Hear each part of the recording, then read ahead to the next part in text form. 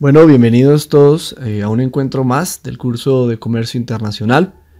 En el encuentro anterior le dimos inicio al tema de distribución física internacional y hablábamos de esta distribución física como todo el proceso que involucra operaciones, servicios, prestaciones de servicios alrededor de una operación de compra-venta internacional y que involucraba tanto transportes internos como transportes internacionales, servicios de almacenamiento, de agenciamiento de aduanas, entre otros. Y todos estos servicios están o deben estar contemplados dentro del contrato de compraventa internacional, que es, en términos prácticos es un contrato convencional de compraventa común y corriente, con la particularidad de que, pues lógicamente, estos contratos implican un proceso de exportación, porque la mercancía está saliendo de un país.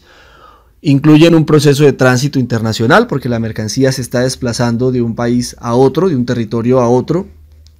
Y finalmente incluye pues un proceso de importación cuando la mercancía ingresa al país de destino. Y pues todos los procesos que se desarrollan en el marco de este contrato de compraventa internacional deben quedar regulados a través de los Incoterms. Los Incoterms son los International Commerce Terms. Son unos términos de comercio internacional creados y administrados por la Cámara de Comercio Internacional. Esta Cámara de Comercio Internacional viene actualizando periódicamente estos términos. La versión que tenemos vigente a partir del 1 de enero de este año pues es la versión 2020 y será sobre la cual pues vamos a profundizar en este encuentro del día de hoy. Hay la última versión, la versión que estaba vigente, la versión anterior a esta 2020 era la versión 2010. Normalmente lo que hemos venido viendo es que la Cámara de Comercio Internacional actualiza cada 10 años estos términos, de modo que pues estamos estrenando una nueva versión con unas modificaciones muy sencillas que ya vamos a profundizar en su momento. Vale la pena que aclaremos que pues estos términos de comercio internacional, como decía hace un momento, hacen parte de aquí se definen la prestación de servicios en la operación de comercio internacional, pero como es un contrato, lo que genera es obligaciones. Entonces, desde este punto de vista, para nosotros es importante tener en cuenta que nosotros aquí vamos a revisar los costos y obligaciones que se desprenden de cada término, pero en términos reales también tenemos que considerar que estos Incoterms son utilizados en los contratos de compraventa internacional y que en este orden de ideas pues es muy importante que todos los exportadores e importadores o todas las personas que puedan ser actores de estos procesos de compraventa internacional conozcan a profundidad cuáles son las obligaciones y cuáles son las implicaciones jurídicas de cada uno de estos términos. Entonces, como decíamos, estos términos de comercio internacional también se conocen como términos de negociación internacional, y es que estos son fijados en la etapa de negociación de un contrato de compraventa internacional. Los términos son muy importantes porque aquí se fijan cuáles son las responsabilidades del exportador e importador, responsabilidades asociadas por ejemplo a la contratación del transporte, a la contratación de un seguro, a las características que se le deben dar a los empaques y embalajes, a los lugares de entrega, en fin, a todos los procedimientos que sean propios o que se desarrollen en el marco pues, de una operación de comercio internacional. En los Incoterms entonces se reflejan cuáles son los costos, cuáles son las responsabilidades, qué contratos se generan de estos Incoterms, porque aquí quiero que nos quede algo muy claro, y es que los Incoterms son contratos generadores de contratos, porque de aquí se desprenden contratos de transporte, tanto internos como internacionales. Se desprende la obligación de contratar un seguro internacional en algunos casos, y la opción de contratar otros seguros internos según lo convengan las partes. Entonces estos Incoterms son importantísimos porque generan obligaciones contractuales para las partes y pues desde luego que para nosotros lo más importante es que reflejan también un impacto sobre el precio final de la mercancía. Por eso hay quienes relacionan estos Incoterms con las 4P. Las 4P del plan de marketing, la de precio, producto, plaza y promoción. Respecto al precio, porque la pregunta que resuelve los Incoterms es ¿cuál es el precio final? ¿Cuál va a ser el precio final que se ha de pagar por una operación de comercio internacional? Miren, el ejemplo es muy sencillo. Si yo decido comprar un producto el que quiera, el que sea, en la tienda que sea, unos libros, por ejemplo, si yo voy directamente a la librería, yo pago el precio del libro. Es decir, un libro que cueste 50.000 pesos, yo fui hasta la librería, lo compré y lo pagué. Pero si yo llamo a la librería y les pido que por favor me lo envíen a domicilio, seguramente me van a cobrar los 50.000 pesos del libro más lo que cueste el domicilio. En este orden de ideas, el precio final del producto no fueron 50.000 pesos, sino 53, 54.000 pesos, dependiendo de lo que cueste el servicio de domicilio. Ahora extrapolemos esto y veámoslo desde el punto de vista internacional, la cantidad de operaciones que se desarrollan en una exportación y en una importación. Entonces nos damos cuenta que, y algo que tenemos que tener muy presente desde ahora, es que en comercio internacional, y como casi todo en la vida, todo cuesta, todo tiene un precio, el tiempo es oro, los espacios de almacenamiento de mercancía cuestan. Entonces, cuando se tienen en cuenta todos estos servicios, pues hay de fijarse cuál es el precio final de la mercancía, dependiendo del término Incoterm que se haya negociado. Hay una P de plaza y tiene que ver con el lugar, y por eso la segunda pregunta que tenemos ahí es ¿dónde se entrega la mercancía? Cada Incoterm establece puntualmente dónde debe entregarse la mercancía, y ese lugar es importante tenerlo en cuenta porque es que aquí es donde se da la transferencia de responsabilidad del vendedor al comprador, y ese lugar tiene que quedar de forma clara y explícita en el contrato de comprante internacional. Es decir, si es dentro de una ciudad, cuál es la dirección de la ciudad; si es en un puerto, cuál es el puerto o cuál es la terminal, con nombres específicos. Pero no solo eso, también desde luego habría que agregarle la fecha y, si es posible, la hora de entrega. Nos faltan, pues lógicamente, la estrategia de producto, y aquí tiene que ver con la presentación del mismo, es decir, cómo debe entregarse el producto, cuáles van a ser los compromisos o las obligaciones que van a pactar comprador y vendedor respecto a los empaques, embalajes, etiquetas, la disposición de la mercancía, cómo se va a paletizar, cómo se va a desarrollar el cubicaje. Digamos, todos estos puntos que tienen que ver con la presentación del producto también son fijados en los Incoterms. Y por último, pues en la promoción, lo que se establece, y es lo que vamos a hacer como ejercicio de la segunda semana, cuando regresemos de Semana Santa, y es pues que nosotros seamos capaces de establecer una estrategia de venta para cada Incoterm. Es decir, ¿por qué vender en FOB y no en CIF? Ya vamos a irlos viendo a medida que los vayamos describiendo, pero ¿por qué vender en un término y no en otro? Entonces digamos que son los aspectos que debemos tener en cuenta en cuanto a la definición del Incoterm. ¿Por qué? Porque si le genera una obligación al vendedor y una obligación al comprador, hay que definir pues hasta qué punto cada parte tiene que comprometerse a cumplir con ciertas obligaciones y qué sucede si no las cumple. Bien, pero antes de que profundicemos en el estudio de cada uno de los Incoterms, pues revisemos que existen diferentes modalidades de carga internacional. Digamos que estas las conocemos. Existe el transporte terrestre, aéreo, marítimo y férreo. El transporte fluvial o lacustre, es decir, los que utilizan fuentes de agua como los ríos o los lagos respectivamente, también para efectos de carga internacional o modalidades de transporte se consideran como modalidades marítimas.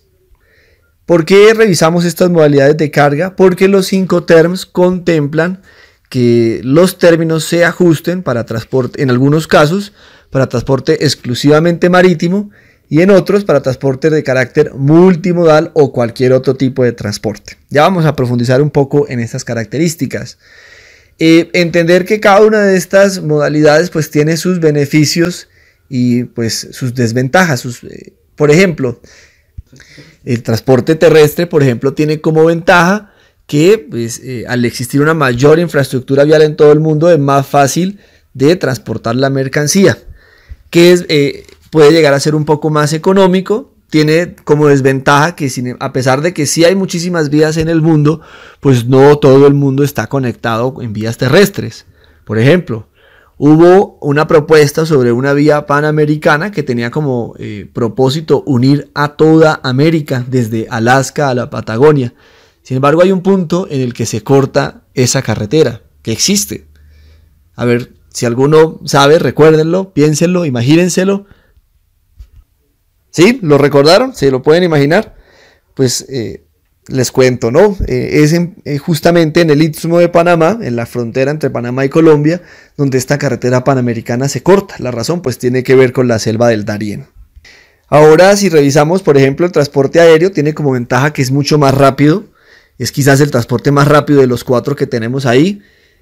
Pero la desventaja es que es muy costoso porque los espacios son limitados, pese a que existen aviones dedicados únicamente al transporte de carga a nivel internacional. Lo cierto es que existe la limitación del espacio y por eso pues lo hace tan costoso.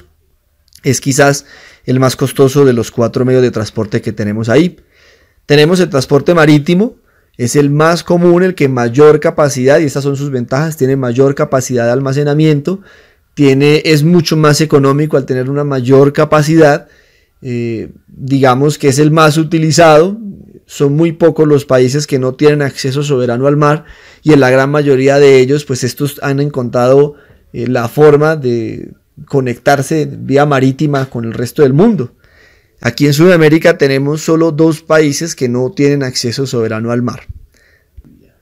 Uno de ellos es Paraguay, pero ellos sin embargo tienen acceso al mar a través del río Paraná, en el cual actualmente existe un proyecto que se llama Hidrovía Paraná-Paraguay y cuyo propósito pues es permitir la navegación de barcos de gran calado, es decir, con una mayor capacidad de almacenamiento que permitan pues una mejor conexión de Paraguay con el resto del mundo a través de estos afluentes marítimos.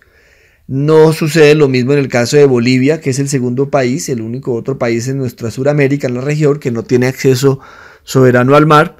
La razón es que, bueno, si bien es cierto, Bolivia ha hecho, o en sus momentos hicieron algunos acuerdos internacionales de cooperación entre Bolivia y Chile para que Bolivia pudiese tener un puerto en las costas chilenas. Lo cierto es que pues, Bolivia anda detrás de una reclamación de soberanía por un conflicto bélico que ellos tuvieron hace unos años con Chile y con Perú, y del cual pues ellos salieron pues derrotados y por eso no tienen hoy día acceso soberano al mar. Pero es uno de los medios de transporte pues más utilizados, incluso mucho más económico como mencionábamos antes. Por último tenemos el transporte férreo, los trenes. Este medio de transporte tiene como ventaja que también es veloz. Hoy día con la tecnificación, el desarrollo industrial de este medio de transporte pues es mucho más limpio. Sin embargo, pues la limitación es que no todos los países tienen desarrollados la infraestructura férrea para poder mover mercancía o carga a través de estos trenes. Por eso revisemos ahora pues cuáles son las modalidades de transporte y que son importantes para el desarrollo de la selección del Incoterm que más se ajuste al medio de transporte que se va a utilizar. Entonces tenemos una característica de transporte multimodal y otro transporte unimodal. Aquí tenemos que tener en cuenta que se le denomina transporte multimodal o unimodal al transporte principal, es decir, al transporte internacional. Esto quiere decir que yo saco una mercancía que se mueve, por ejemplo, desde aquí a Bogotá en avión y desde Bogotá hasta Buenaventura por vía terrestre y desde Buenaventura hasta México vía marítima. Esto no es transporte multimodal. Porque en el transporte internacional, que es el transporte principal, el que conectó a Buenaventura y México, o Colombia y México, fue el transporte marítimo. Solo se utilizó un único medio de transporte. Esa es la definición entonces del transporte unimodal.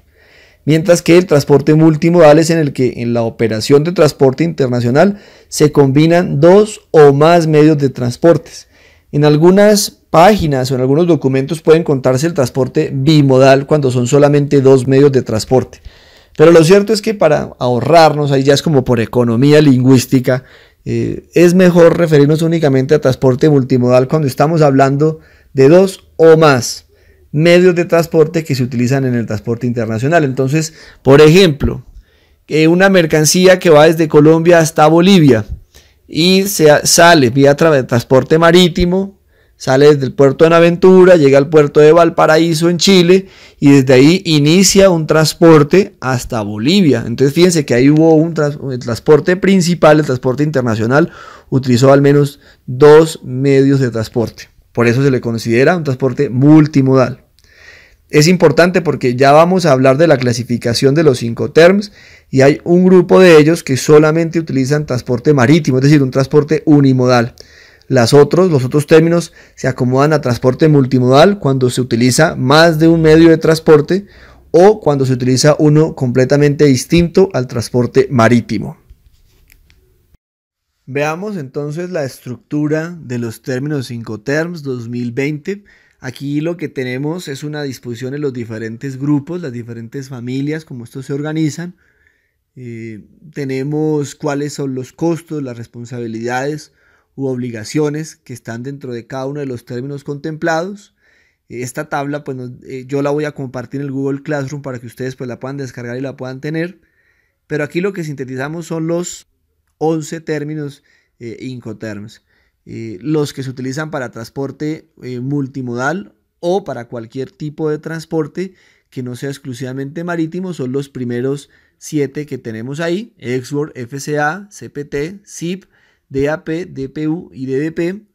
Y los últimos que están solamente en azul, los últimos 4, son términos exclusivamente para el transporte marítimo o para vías navegables interiores, lo que decíamos hace un rato, ríos o lagos.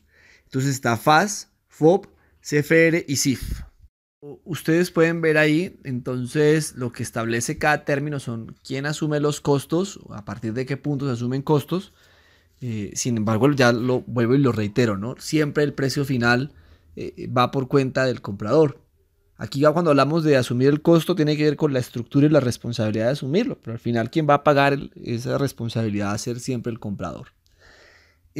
Vamos a lo que viene a continuación es que hagamos una revisión de cada uno de los términos para que sepamos muy bien qué características, qué obligaciones, qué responsabilidades tiene para cada una de las partes, en qué momento exacto se da la transferencia de la responsabilidad y por último que pues si estamos hablando de 3 regímenes del comercio internacional, el de exportación, tránsito e importación, pues vayamos ubicando cada uno de estos 11 términos dentro de cada uno de los regímenes. El primero de los términos que revisaremos se llama Ex-Works y se conoce también por las siglas EXW. Ex-Works en español significa en fábrica. Esto significa que la responsabilidad del vendedor es entregar la mercancía en sus instalaciones y además debe entregar todos los documentos que se requieran al comprador. ¿Qué tipo de documentos? Facturas comerciales, listas de empaque, vistos buenos, por ejemplo, registros sanitarios, certificados sanitarios, fitosanitarios o zoosanitarios según corresponda. Es responsabilidad del vendedor asumir los costos del empaque y embalaje. Esto significa que deberán pactar cómo debe ser empaque y embalaje y etiquetado según las necesidades y condiciones que se establezcan en el contrato de compra-venta.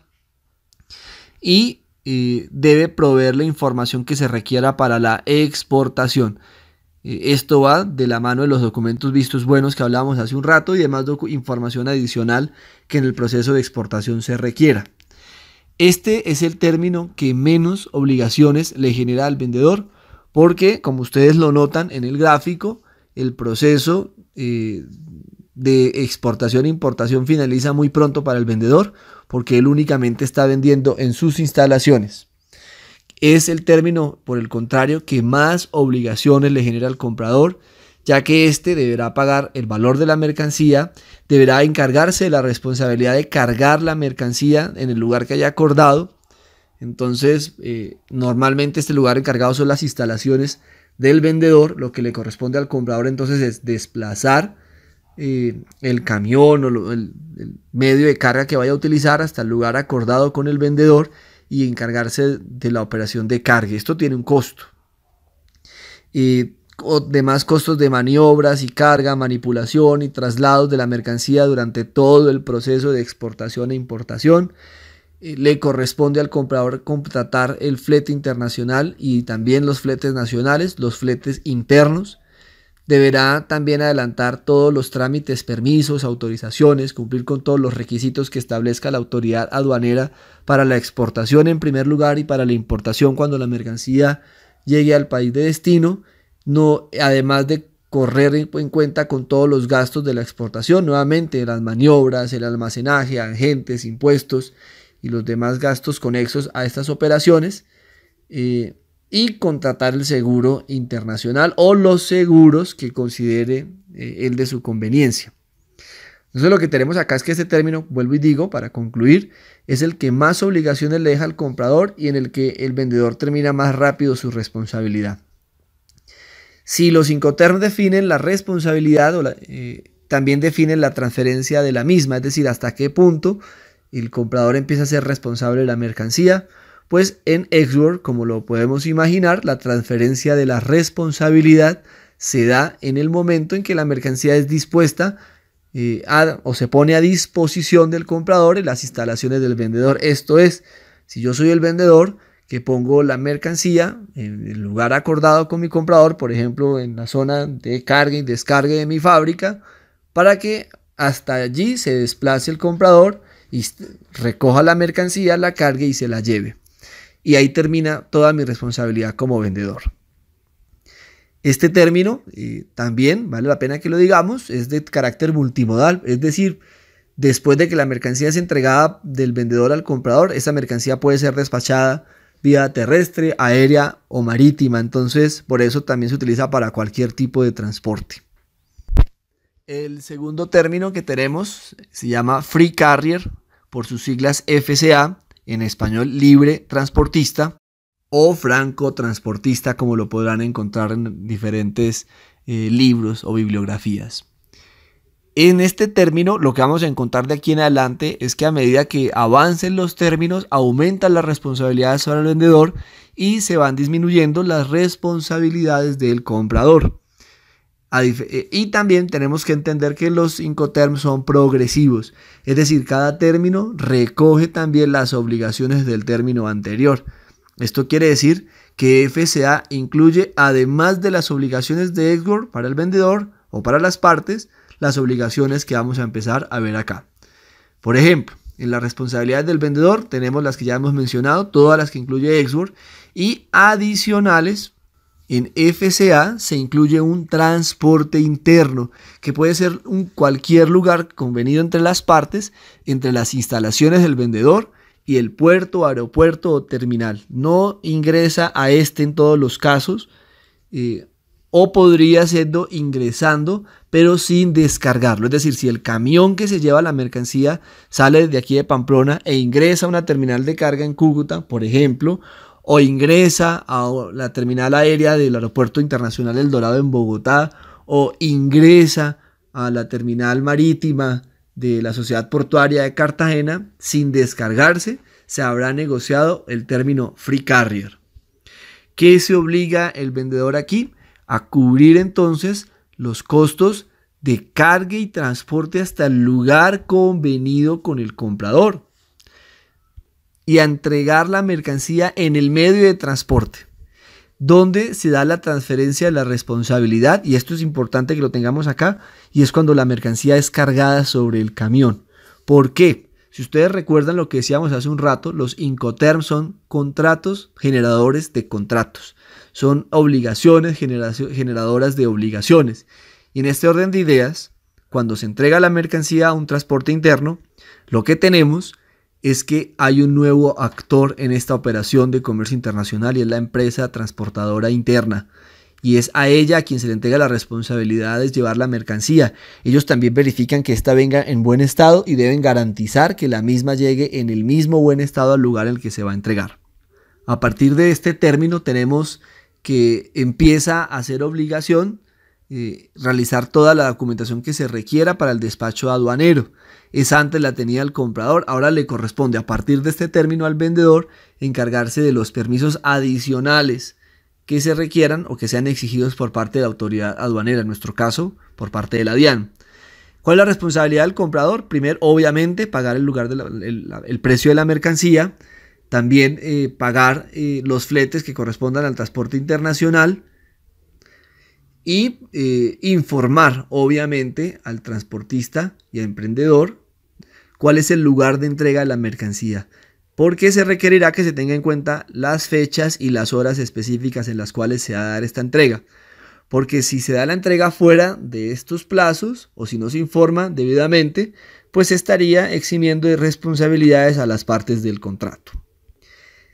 Como lo podemos inferir, después de que la mercancía es despachada en un transporte interno, esta puede desplazarse bien de forma aérea, de forma terrestre, de forma marítima. Por lo que podemos entender entonces que el término FCA o Free Carrier es un término de carácter multimodal o que puede ser utilizado en cualquier medio de transporte. En su orden, el siguiente término que tenemos es FAS o Free Alongside Ship. En español, libre al costado del buque. Este es el primero de los términos que son exclusivamente marítimos, es decir, no puede ser utilizado si la mercancía se va a transportar de forma aérea o terrestre, y su uso es exclusivo cuando el transporte es únicamente de vía marítima.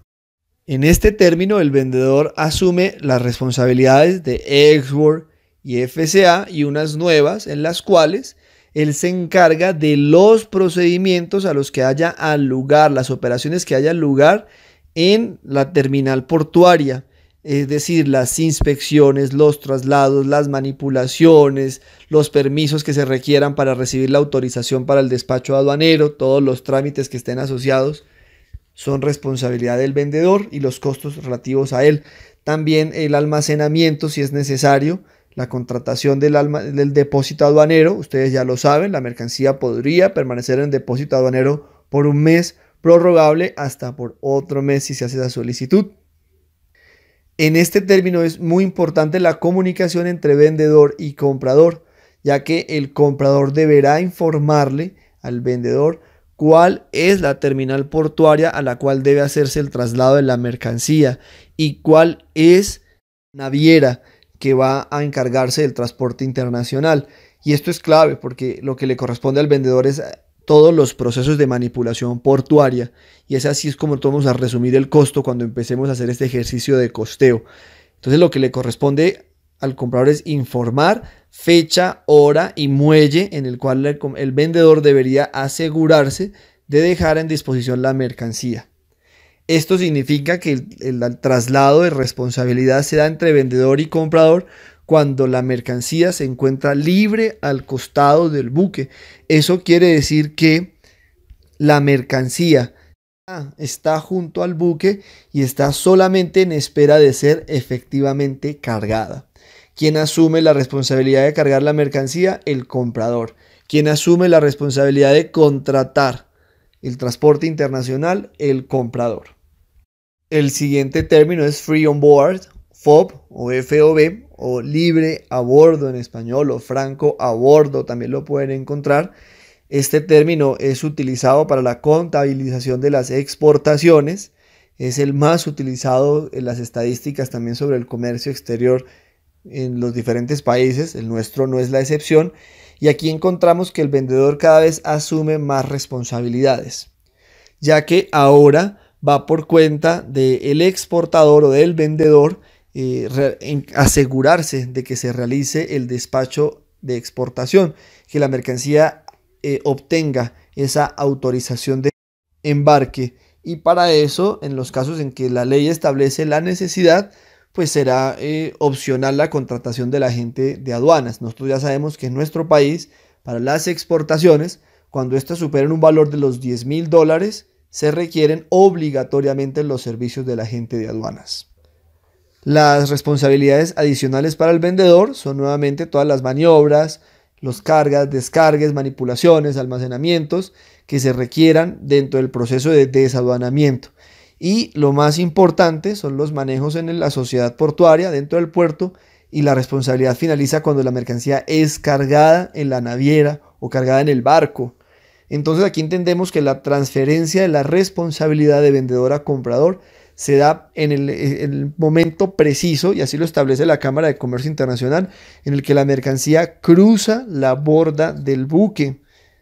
Digamos que este término establece puntualmente esa transferencia de responsabilidad. ¿Qué le corresponde al comprador? Nuevamente informar cuál ha sido la empresa de transporte internacional que se ha contratado, la hora en la que debería estarse haciendo el cargue, para que el vendedor desarrolle todo ese proceso de entrega. El siguiente término, que también, al igual que FAS y FOB, han sido exclusivamente marítimos, el término CFR o Cost and Freight, o en español costo y flete, es también de uso exclusivo marítimo. Aquí se establece entonces como responsabilidad principal o adicional para el vendedor la contratación del transporte internacional. Entonces, todas las responsabilidades anteriores, desde Export hasta FOB, siguen las mismas responsabilidades para el vendedor, solo que este ahora asume la contratación del transporte internacional. En este caso es exclusivamente marítimo. ¿Qué otra obligación tiene el vendedor? Debe informar al comprador cuál ha sido la naviera contratada, cuál ha sido la fecha en la que esta mercancía se despachó y cuál es la fecha en que la mercancía va a llegar al puerto de destino y cuál va a ser el puerto de destino, obviamente. La responsabilidad del comprador entonces se reduce nuevamente a pagar la mercancía, pero también asumirá toda la responsabilidad de contratar un seguro internacional, además de encargarse de los trámites de importación una vez la mercancía llegue a destino. Este Incoterm CFR es exclusivamente marítimo, pero si tuviéramos que acomodarlo dentro de alguno de los tres regímenes del comercio internacional, entre exportación, tránsito e importación, deberíamos ubicarlo dentro del régimen de tránsito, ya que la mercancía se encuentra sobre el transporte principal, sobre la naviera, y ya se encuentra en proceso de traslado desde el puerto de origen hacia el puerto de destino. Ahora la pregunta es, ¿y qué sucede en los casos en que la mercancía no es despachada en transporte marítimo, sino es despachada en transporte aéreo o en transporte terrestre o férreo, o si involucra más de dos medios de transporte? Entonces utilizamos el término CPT o Carriage Pay To o transporte pagado hasta, que se utilizará entonces con las mismas características del CFR, solo que cuando sea un transporte aéreo, terrestre o multimodal. En este se obliga al vendedor a contratar el transporte internacional, que bien puede ser una línea aérea, el transporte terrestre, como ya mencionamos, o vía férrea o un transporte multimodal. Entonces, ¿cuál es la diferencia entre CFR y CPT? El medio de transporte que utiliza. Las obligaciones son exactamente las mismas para las partes, pero lo que cambia aquí es el medio de transporte utilizado. Entonces, si nos dicen el vendedor se obliga a contratar el transporte internacional y este es marítimo, estamos hablando de CFR. Si nos dicen la mercancía fue exportada y el medio que utilizó el exportador, quien tenía la obligación de contratar el transporte internacional, fue un avión, entonces estamos hablando del término CPT. Continuamos con el término CIF o Cost, Insurance and Freight, que significa costo, seguro y flete. Este término también es exclusivamente marítimo. Es la continuación de CFR. En este término lo que tenemos es que se ha agregado una obligación adicional al vendedor y ha sido la contratación de un seguro internacional. Es el único de los 11 términos que obliga al vendedor a contratar un seguro internacional. El costo del seguro internacional obviamente dependerá de la naturaleza de la mercancía que esté siendo exportada, pero hay una garantía mínima y es la garantía obligatoria que se establece en los 5 terms y es del 110%. Es decir, que si la mercancía sufre algún daño que esté contemplado dentro del seguro que se ha contratado, la cobertura de este seguro debe ser del 110%. Esto significa, si la mercancía estaba avaluada en $1,000, pues el seguro responderá por el 110% de la mercancía, es decir, $1,100. Este término, decíamos, es exclusivamente marítimo, también se encuentra dentro del régimen del tránsito internacional. Y nuevamente podemos preguntarnos cuál es el término utilizado si la mercancía se está transportando vía aérea, terrestre o de carácter multimodal y se está obligando al vendedor a contratar ese seguro internacional. El término entonces es CIP o Carriage and Insurance Pay To. En español, transporte y seguro pagado hasta. La única diferencia entre SIP y SIF es nuevamente el medio de transporte que se utiliza. Si es transporte aéreo o terrestre, se utilizará SIP para indicar que el vendedor sea obligado a contratar no solo el transporte internacional, sino el seguro internacional, o si es de carácter multimodal, es decir, si en el proceso de tránsito internacional, además de utilizar el transporte aéreo, utilizó el transporte terrestre o transporte aéreo y marítimo, en fin. Ahora continuemos con el grupo de los 5 terms D. El primero de ellos es Delivered at Place, DAP, o entregado en el lugar. De aquí en adelante los Incoterms del grupo D se ubican todos dentro del régimen de las importaciones. Quiere decir con esto que una vez se haya negociado un término D, la mercancía está siendo entregada en el lugar de destino. Lo que va a cambiar es el lugar donde se entrega, entendiendo que pueden ser varios lugares, pero ya se está entregando en el país de destino, por lo que se está empezando a desarrollar el proceso de importación. Entonces lo que tenemos para recapitular antes de que sigamos es que Export, FCA, FAS y FOB corresponden al proceso de exportación, mientras que CFR, CPT, CIF o CIP pertenecen al régimen de tránsito internacional, y de aquí en adelante los 5 términos que vamos a ver corresponden al proceso o al régimen de importaciones. Este término DAP establece que el vendedor está obligado a entregar la mercancía en el lugar acordado con el comprador, que puede ser bien una terminal aérea, terrestre o marítima, una zona franca o un depósito aduanero. La característica particular de este término Delivered at Place es que la mercancía es entregada pero no es descargada del medio de transporte en el que se entrega. ¿Qué quiere decir esto? Que si la mercancía llega en avión, no es descargada del avión; que si llega en buque, no es descargada de la naviera; que si llega en camiones, no es descargada del camión. O sea, simplemente se entrega en el lugar convenido con el comprador. Por eso nuevamente vuelve a ser importante la comunicación entre las partes, pero la mercancía no es descargada de ese medio de transporte, únicamente llega hasta el lugar que se acordó que ésta debía ser entregada. La transferencia de la responsabilidad entre las partes, entre el vendedor al comprador, surge en el momento en que la mercancía ha llegado al lugar convenido. Esta es una de las variaciones que tuvo los Incoterms para la versión 2020 y que cambia con respecto también al término que sigue a continuación y del que vamos a hablar ahora. Este término es el término DPU o el término Delivered at Place Unloaded. Este término es nuevo para la versión 2020 y entró a reemplazar al término DAT o Delivered at Terminal o entregado en el terminal. La razón por la que se hizo esta variación es sustancialmente lingüística, es decir, se quería evitar los inconvenientes que surgen por decir que vamos a entregar una mercancía en una terminal, cuando la mercancía, como decía anteriormente, puede ser entregada en una zona franca, en un depósito o en diferentes puertos. Entonces, lo que hizo la Cámara de Comercio Internacional fue actualizar este Incoterm y rebautizarlo esta vez con este nuevo nombre, Delivered at Place Unloaded, que significa entregado en el lugar descargado. Entonces la diferencia entre este término y el anterior es que la mercancía debe ser descargada en el lugar acordado. Entonces el vendedor asume la obligación de trasladar hasta el lugar donde se ha pactado la entrega de la mercancía y descargarla. Lo que vemos entonces aquí es que a medida que han venido avanzando los 5 terms y este grupo de las D, se aumentan cada vez más las responsabilidades del vendedor frente a las responsabilidades que debe asumir el comprador.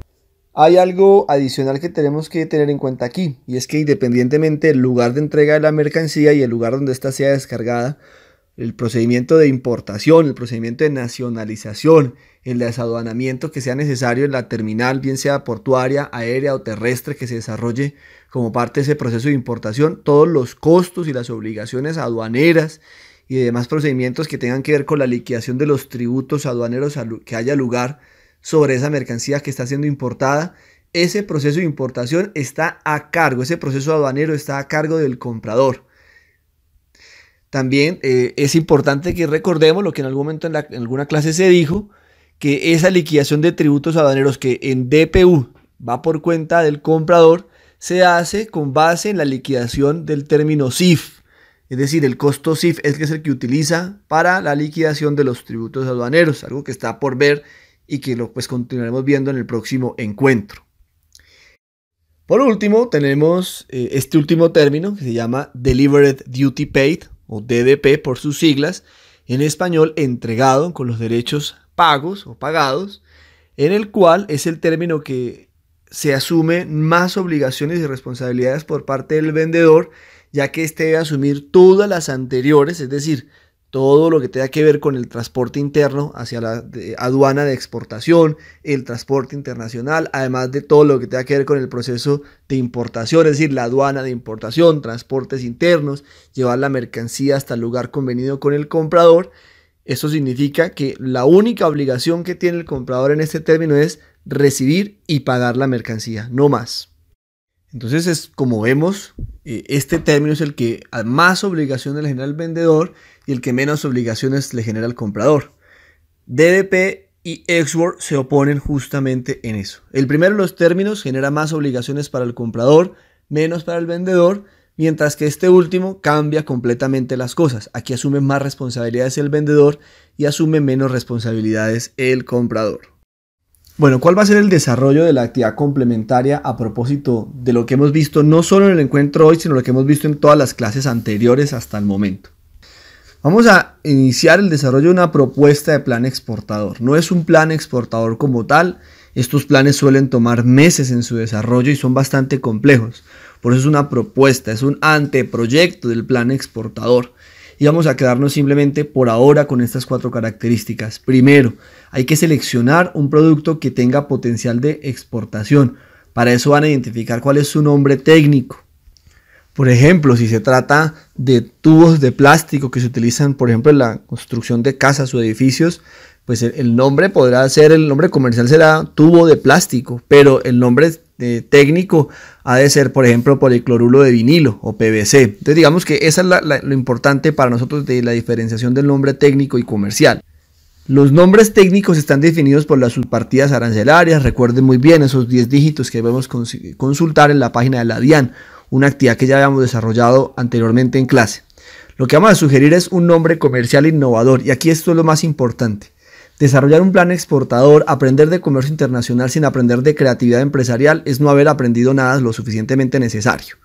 Entonces aquí es importante que nosotros seamos capaces de proponer un nombre que sea comercialmente atractivo, sea fácil de pronunciar, sea fácil de recordar, sea creativo, refleje la identidad de la marca. Digamos que esto va más asociado con el tema de mercadeo, de concepto. Y es muy importante que nosotros vayamos definiendo. Ojo, que la idea es que nosotros creemos esos nombres comerciales innovadores. Entonces digamos que lo importante aquí es que dejemos nuestra imaginación volar, nuestra creatividad, la pongamos a trabajar y pongamos un nombre comercial que sea bastante innovador, bastante atractivo. La idea aquí es no copiar nombres que ya hayan de otras empresas u otros productos. Vamos a seleccionar un país destino. Obviamente hay que justificar por qué esa elección, hay que definir una ciudad específica y una empresa real. No vamos a entrar en contacto con esa empresa real, simplemente vamos a definirla. O sea, esta empresa debe existir y la forma en que ustedes van a consultarla, como me imagino que ya algunos se los he comentado, pues es a través del Google, ¿no? El Google Maps. Ustedes van a buscar cuál es la empresa real a la cual ustedes creerían que podrían venderle ese producto. Luego vamos a las características del consumidor, cuál sería el perfil del cliente, la edad, el género o el grupo de edades, las características de su ingreso y preferencias.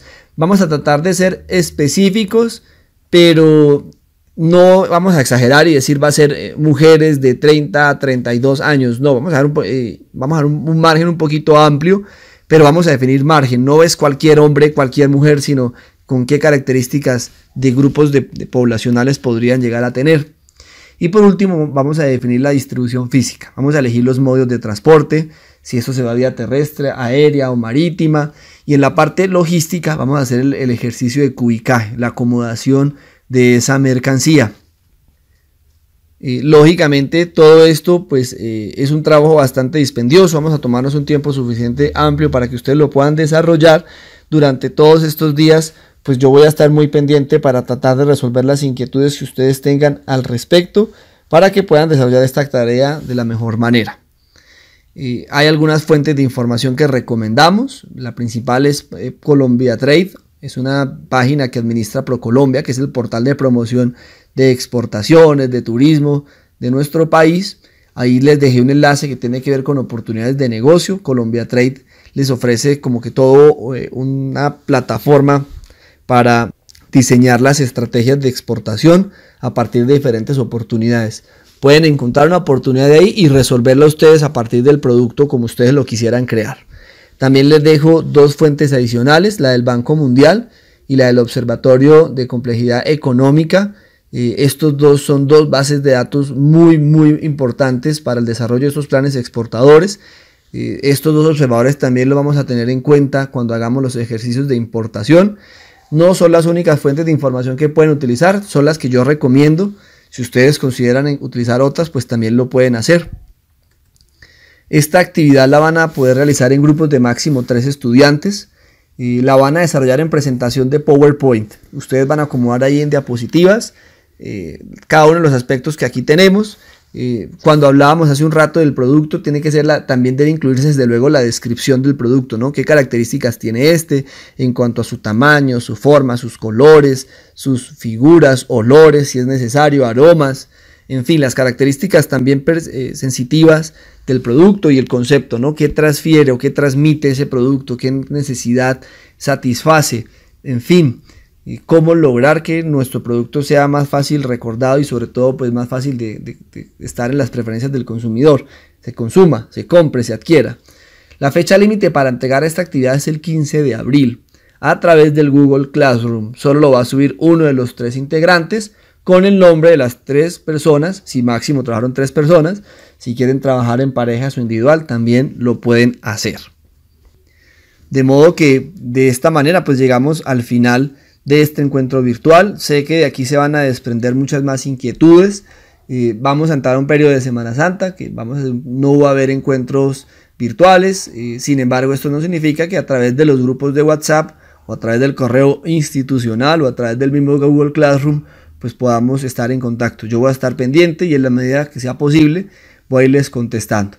Ya cuando regresemos voy a estar también, ahí sí vamos a diseñar unas clasecitas en Zoom, unos encuentros en Zoom para que podamos de forma sincrónica resolver las inquietudes que ustedes tengan al respecto de esta actividad.